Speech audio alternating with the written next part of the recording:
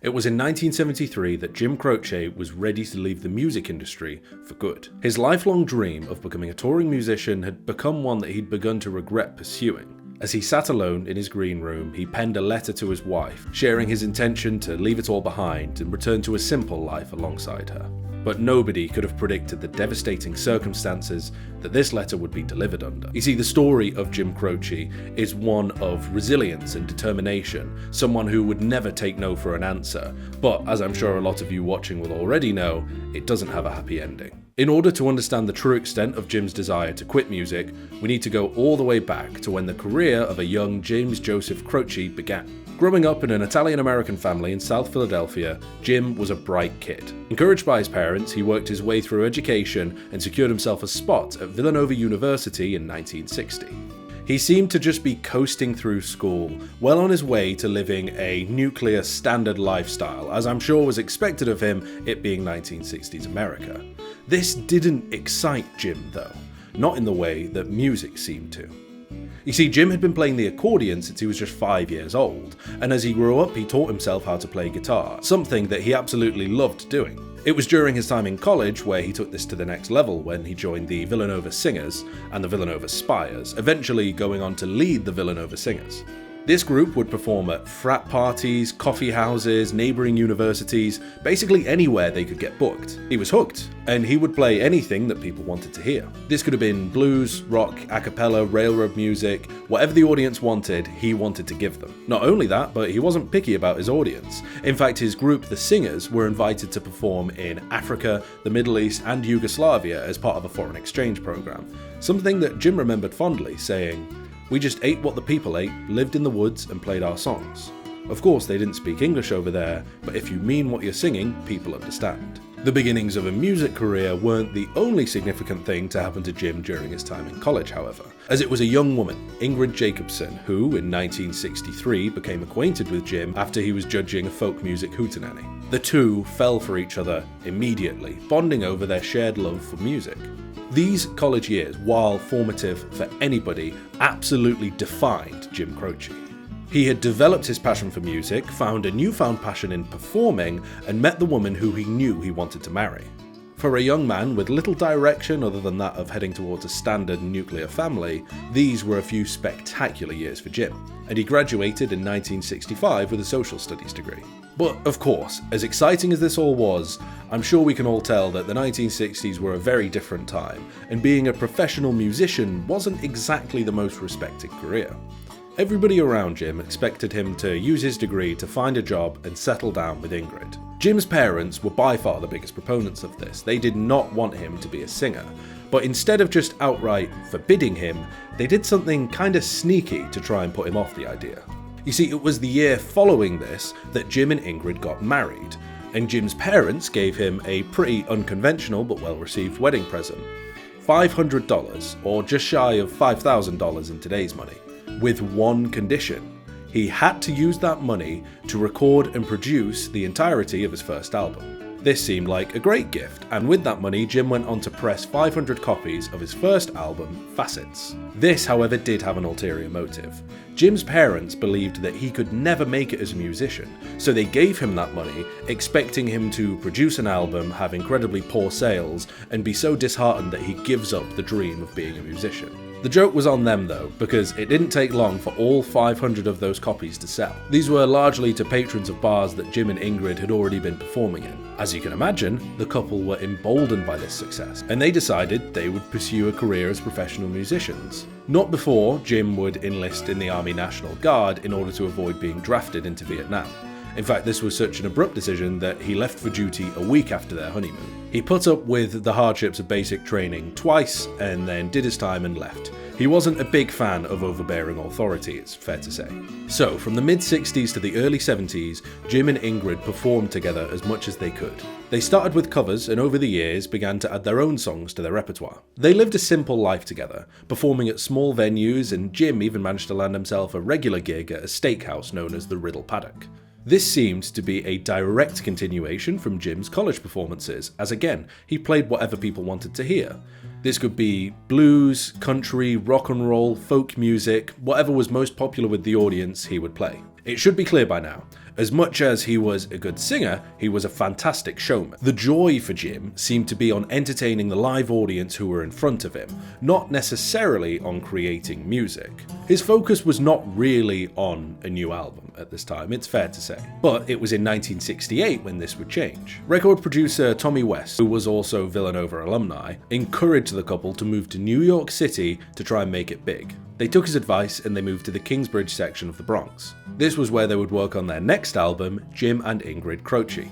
They weren't exactly stars at this point, however. In fact, in the 2-year promotional period, Ingrid claimed that they drove over 300,000 miles just going from venue to try and get as much playtime as they could. On top of this, they actually had to sell all but one guitar that they owned in order to pay New York City's extortionate rent prices. And this all seemed to be a bit too much already. Their career was steadily becoming more and more legitimate, but the workload was insurmountable. That's why, following this, the couple moved to Pennsylvania. They settled on an old farm in Lindell. Here, Jim would play at local venues for $25 a night, or about $200 in today's money, and he'd work odd jobs to earn some extra cash. This could be driving trucks, teaching guitar, construction work, or anything he just knew how to do.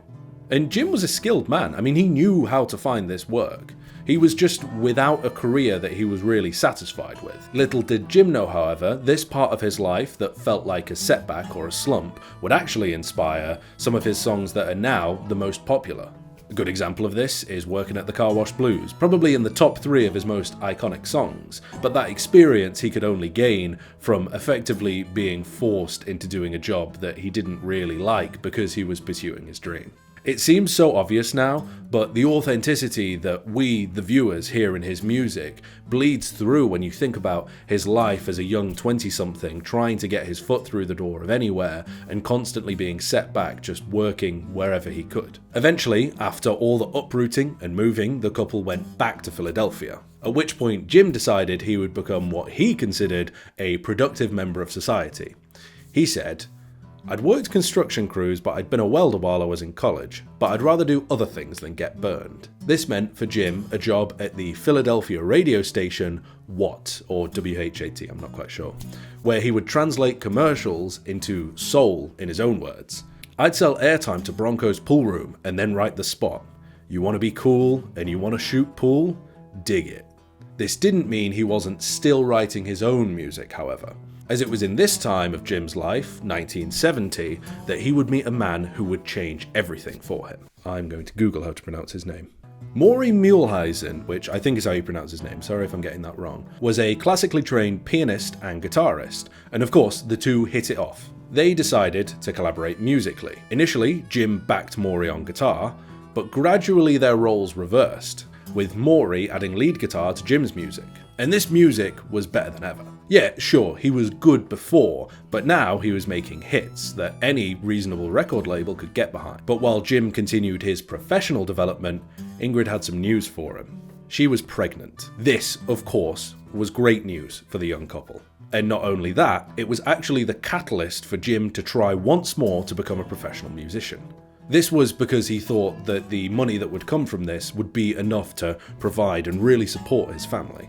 The first song he wrote after making this discovery was one that you might know, Time in a Bottle. It's by far his most popular track, and it was written as a letter for his wife and unborn son. And if you're just watching this video without the extra context of that song, I would recommend you pause here and go and listen to it now, because honestly that song is just a fantastic showcase of his affection and his desire to just be with his wife and child. But he channels it so well into his music, it becomes so relatable for anybody that it was by far his biggest hit and remains to this day.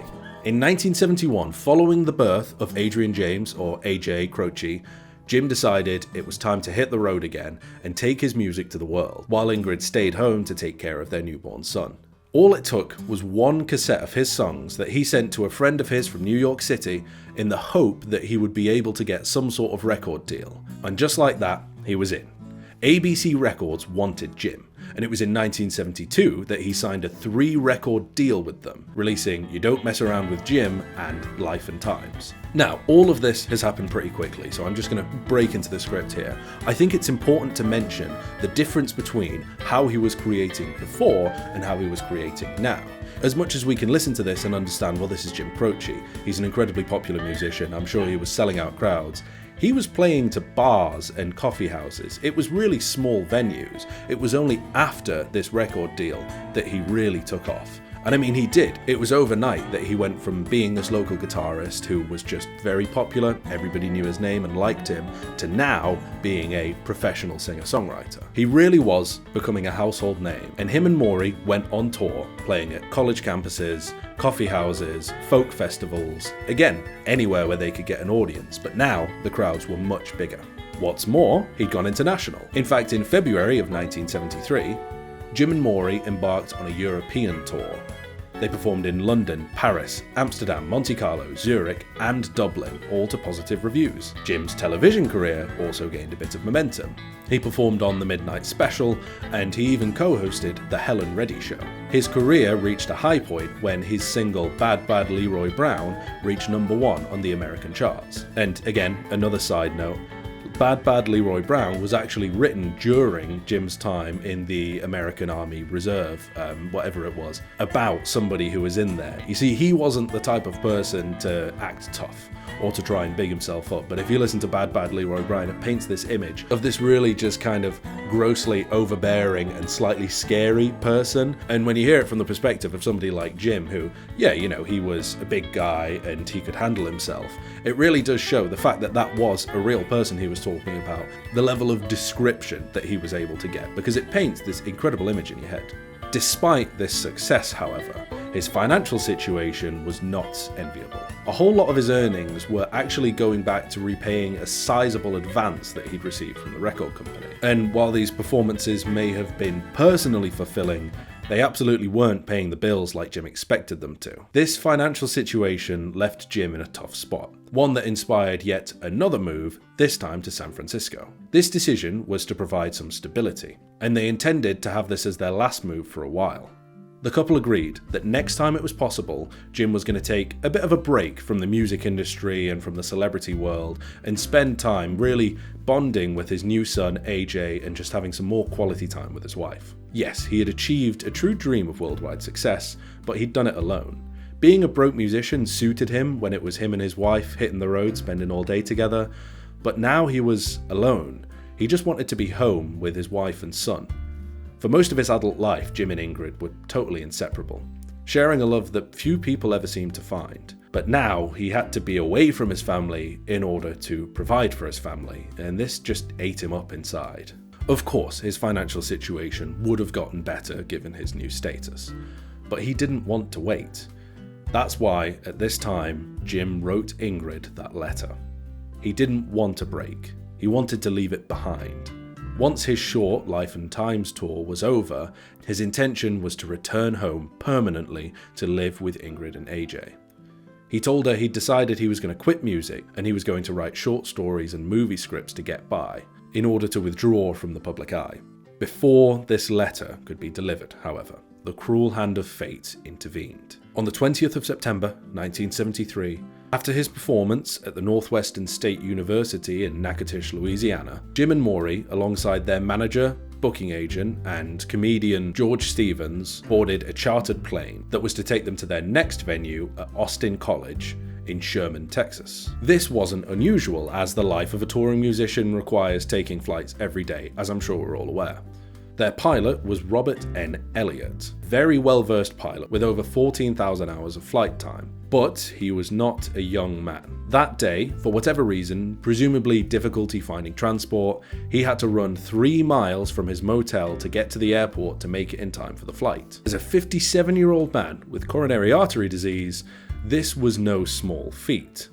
But the tour schedule was packed. There was no time to waste. They had to go. Everybody boarded the plane, ready to fly to Texas. Jim had prepared for the final stretch of his consistently frustrating music career to finally come to an end. And he thought of the future waiting for him at home with his wife and son. It was during the takeoff that Robert's physical ailments got the better of him. He suffered a heart attack, which caused the plane to fail to get enough altitude as it struck a peak entry at the end of the runway and spun out, crashing. Everybody on board died immediately. This was a shock to the world, a cruel accident with no rhyme nor reason. Nobody could have predicted it, and it came at the worst possible time for Jim. Following this, Jim Croce's name as an artist only grew. His label released the album I Got a Name on the 1st of December that year. This album was massively well received, and it only set his career further forwards, as his family adjusted to a new life, Ingrid without her husband, and AJ without his father. And that's the story of Jim Croce, an authentic working man who made it big, and just as his career was starting to metaphorically take off, he suffered a terrible accident, which meant he could never enjoy the spoils of his creation. Now, the story of Jim Croce is undoubtedly a sad one, but it's one that I kind of wanted to tell because I've heard it phrased in different ways. When I first heard about the story, I was speaking to somebody I know saying that I was starting to listen to this artist I'd never heard before, and the first response I heard was, "Oh, isn't that the guy that had a bit of a Van Gogh?" And what he meant by that wasn't this the person who became incredibly famous after they died, because they died, that sort of thing. But I don't think that's the case at all. I think Jim Croce was well on his way to having a massive career anyway. I think if he would have survived, he would have continued making the music and possibly been even bigger than he is. But tragically, he never had that opportunity. And because it was the 1970s and there's always going to be a certain degree of mishaps in the reporting and different stories being told about it, I think it left the whole situation so open to interpretation. Looking back at it now, it seems to me, and I wasn't alive in 1973, so I couldn't tell you what the public consensus was, but it seemed to me that he was already becoming very famous. He was going to become more famous. His music was getting listened to by more and more people. So to say that it was his death that inspired new waves of listeners, I personally disagree. I think that's something that could be applied to possibly an artist like Elliott Smith, who I covered in my last video, but of course he was famous before he died. I think it could definitely be applied to Nick Drake, who Jim will quite often be sort of grouped in with, and he's somebody who I plan on making a full video about in the future, but I just don't think it applies to Jim. On top of this, I've also seen a few people say that the flight that he was getting was specifically to go back home. And while that would have definitely added to the tragedy of the story, I can't actually see anywhere that says that's true. I mean, it's sad enough that he was ready to, live the rest of his life with his wife and son and died a few dates short. So I feel like it's important to mention that I haven't seen anywhere that says that's true, hence why I phrased the story in a different way. So what's the moral of the story? He had his dream and everybody else's dream all in one. I find his story incredibly inspiring because it was a combination of a music life that he was beginning to develop and a personal life that he was so in love with, one that he was so attached to. And he did what seems to be quite a good job as a balancing act of the two. But when the music became too much and started eating away at his personal life, he decided to take it upon himself to no longer have him be this celebrity in order to just stay at home with his wife and son. This is something that I can imagine is a near impossible decision for anybody, especially somebody who is around in a time where if you're a small-time musician, you don't get any respect at all. I'd also like to mention that AJ himself is now a pretty prolific musician, so if you like Jim's music, I would definitely recommend checking out AJ Croce's music as well, because he's gone on to follow in his father's footsteps, even if he never really got the opportunity to grow up with him. But most of all, to me, before ending this video, I think Jim Croce is a perfect example of why you should live life on your own terms. He had so many setbacks. There were so many times when he was told he couldn't be a professional musician, and then eventually he was. And it was when he was in that position that he decided that he didn't want it. For so many people, this is such a difficult decision to decide, should I stay in place where I am, or should I pursue what I really want to do? Well, Jim, every step of the way, pursued what he really desired. At first, he pursued Ingrid, and then they were together for Jim's entire adult life effectively, and then he pursued a career in music, and it didn't work. At first, it was financed by his parents who expected him to fail, but he made it work. And then him and Ingrid went on tour and toured until they could maybe make it work, and even after that setback, he decided, this is my time. I think Jim Croce is somebody who, while it was tragic that he died, he left so many kind words for his surviving family. He left so much beautiful music that they can remember him by, that the tragedy feels much softer. He's somebody who, in his art, will never die, even if he did tragically lose his life at such a young age. But that's all I really have to say about it. Rest in peace to Jim Croce, and let me know your thoughts on his life or anything I missed in the comments.